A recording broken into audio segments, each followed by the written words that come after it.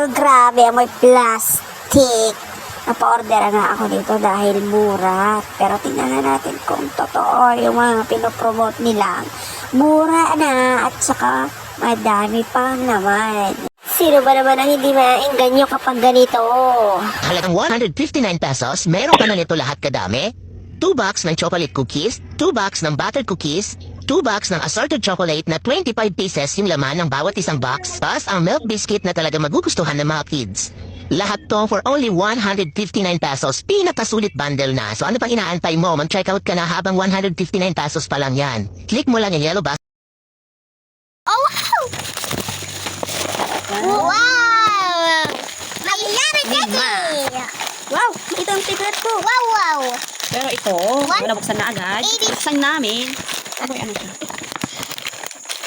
Oh, May plastic. amoy matatay! Plastic. Oo nga! I see! Disney plastic. Isa pa. Oh, yun, damay. Parang nakakatakot kainin. Diet? Made in... Oh, oh! Diet naman! Made Diet! Made in... Diet! Kain na agad. Kaya tama! Nakakatakot kainin eh. May amoy. Okay Ano lang. mga wrappers? Okay, okay lang. Oh my God na nga, guys. Ay, puro Disney. Pero bakit may plastic? Ito naman po. Ito ang sarap. Ay, Disney. Ito nga! Sarap. Malasama! Oh, may plastic nga. Well guys, hindi siya nasunod. Mas maganda talaga yung mga pinapakita, mga pinopromote. Tsaka suggestion ko lang sa inyo.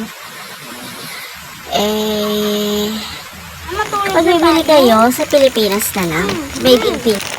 Tsaka yung mga nakatimba na lang or nakalata. Kasi pag mga nakabox pala, nagdudurog sila pagdating. Siyempre, sa Biyahe.